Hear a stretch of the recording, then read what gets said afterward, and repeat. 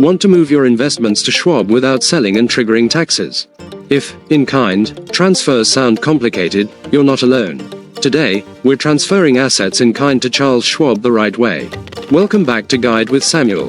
Let's break it down. An in-kind transfer moves your existing stocks, ETFs, and funds directly from your current broker to Schwab without selling them. This avoids capital gains taxes and keeps you invested. Step 1. Start the transfer from Schwab. Log into your Schwab account and find Transfer Account under the Accounts menu. Select Transfer an account to Schwab and choose In-kind transfer as the method. Step 2. Provide your current account details. You'll need a recent statement from your current brokerage to enter your account number and holdings. Schwab will handle contacting your old broker and coordinating the transfer of your specific assets. And that leads to my crucial pro tip. Initiate the transfer from Schwab, not from your old broker. This is the golden rule for smooth transfers. Starting from Schwab's side, an ACAT transfer is faster and more reliable than trying to push assets from your old brokerage. Schwab has the incentive to make it seamless.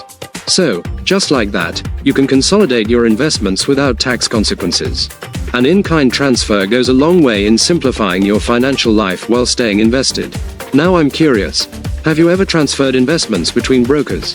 Was it a smooth process? Let me know your thoughts down in the comments, and subscribe for more clear-cut guides like this one. Thanks for watching. I'm Samuel, and I'll see you in the next video.